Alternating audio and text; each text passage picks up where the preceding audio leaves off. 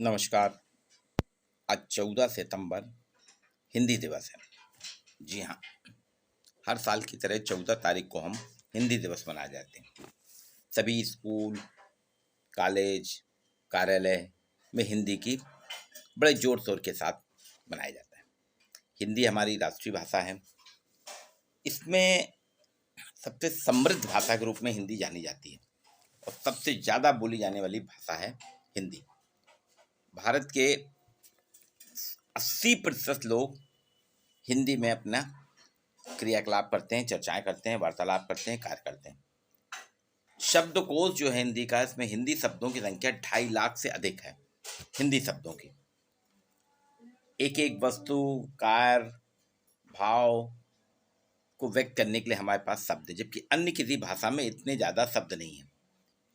और एक अनुमान है कि अगले 2 दशकों में हिंदी सबसे ताकतवर भाषा के रूप में उभरेगी। अभी आपने देखा होगा पिछले 2 दशक में गूगल को भी मजबूर होना पड़ा और अपने हिंदी में ऐप बनाने पड़े, हिंदी में उसको रखना पड़ा, क्योंकि व्यापार वाणिज्य जितने भी ई कॉमर्स की बात होती है, ई बिजनेस की बात होती है, उसमें हिंदी ही सबसे महत्वपूर्ण है। जब ऐप थे उसमें अंग्रेजी में भरना पड़ता था, आम आदमी भर नहीं पाता था, तो उनके चलते नहीं थे। अमेज़ॉन, फ्लिपकार्ट, इन सब में हिंदी से जब चालू करा तो आप देखिए इनका बिजनेस भी बढ़ गया। 60 करोड़ से ज़्यादा लोग बिल्कुल खुल के हिंदी का प्रयोग करते हैं भारत के। और ये संख्या अगर देखा जाए 140 करोड़ में, हमारे यहाँ लगभग 120 करोड़ लोग हिंदी भाषी हैं, हिंदी भाषी से जुड़े हुए हैं। भारत के बाहर के भी लगभग 100 करोड़ लोग हिंदी भाषा का प्रयोग करते हैं। और विश्व के 176 विश्वविद्यालयों में, ये भारत की बात नहीं कर रहा हूँ, विश्व के 176 विश्वविद्यालयों में हिंदी भाषा पढ़ाई जाती है, जिसमें से 45 विश्वविद्यालय तो अमेरिका के हैं। भारत के भी 450 से अधिक जो निजी और शासकीय विश्वविद्यालय, इन सभी में हिंदी भाषा पढ़ाई जाती है। सभी महाविद्यालयों में हिंदी भाषा पढ़ाई जाती है। और अगर हम देखें हमारे यहाँ जो जितने भी स्मार्टफोन जिसका चलन चल रहा है, तो उसमें अगर देखा जाए तो लगभग हर व्यक्ति के स्मार्टफोन में 10 ऐप, जो टोटल अगर 30 ऐप हैं तो 30 में से 10 ऐप हिंदी के होते हैं। और यूट्यूब में तो जितने भी हैं 90% से ज़्यादा लोग हिंदी के ही वीडियो देखते हैं। और हिंदी का जो शब्द था, पहली बार हिंदी का शब्द जो ऑक्सफोर्ड डिक्शनरी में लिया गया, जो शामिल किया गया था, वह स्वदेशी था। और हिंदी भाषा में जो सबसे ज़्यादा शब्द प्रयोग किया जाता है, आपको जानकर आश्चर्य होगा, वो है नमस्ते। नमस्ते शब्द सबसे ज़्यादा प्रयोग किया जाता है। महात्मा गांधी ने भी कहा था, राष्ट्रभाषा के बिना राष्ट्र गूंगा है। उन्होंने कहा था, राष्ट्रभाषा हिंदी के बिना हमारा राष्ट्र गूंगा है। हिंदी भारतीय संस्कृति की आत्मा है, ये कह रहे थे कमलापति त्रिपाठी जी। हिंदी भाषा की उन्नति का अर्थ है राष्ट्र की उन्नति, रामवृक्ष बेनीपुरी ने कहा है। हिंदी विश्व की सबसे महान भाषा है, ये साहित्यकार राहुल सांकृत्यानंद का कहना है। हिंदी भाषा के लिए मेरा प्रेम सभी हिंदी प्रेमी जानते हैं, ये भी महात्मा गांधी ने कहा था। और प्रेमचंद जी का तो सारा कथानक हिंदी पे। वो कहते थे, हिंदी के बिना हम कुछ भी नहीं हैं, हम अधूरे हैं। हिंदी हमारे लिए सांसें हैं, जैसे ऑक्सीजन हर आदमी के लिए ज़रूरी है, उसी प्रकार से भारतीयों के लिए ऑक्सीजन हिंदी जरूरी है। हिंदी दिवस का जबलपुर के साथ गहरा नाता है। जबलपुर, जिसे विनोबा भावे जी ने संस्कार धानी कहा था, हिंदी का गढ़ है। आपको जानकर आश्चर्य होगा कि यहाँ हिंदी के बहुत बड़े वृक्ष हैं।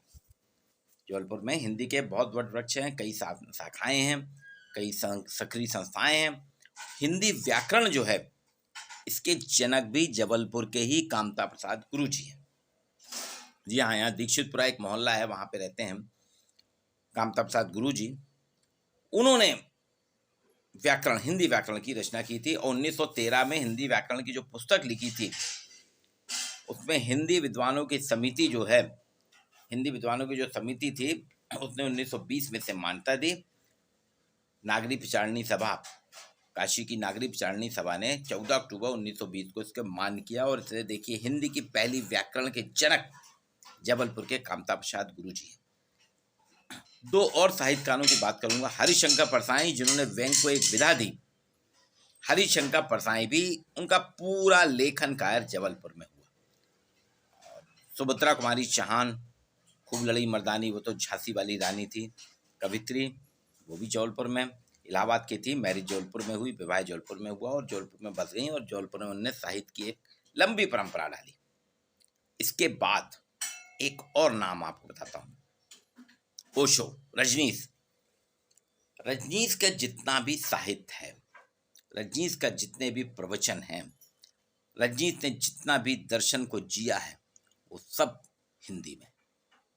उनके ऑडियो कैसेट ले लीजिए, उनकी किताबें ले लीजिए, उनके लेख ले लीजिए, सब हिंदी में। बाद में इसका ट्रांसलेशन अंग्रेजी और अन्य भाषाओं में हुआ, लेकिन रजनीश ने हिंदी में ही अपनी दार्शनिक क्षमता का लोहा मनवाया। जबलपुर के सेठ गोविंददास जी नाटक के लिए जाने जाते हैं। सेठ गोविंददास जी हिंदी के महान कथाकार थे। राजकुमार सुमित्र जी, भगवत दुबे, कृष्णकांत चतुर्वेदी जी, ये सब हिंदी के बड़े बड़े चिंतक हैं, साहित्यकार हैं।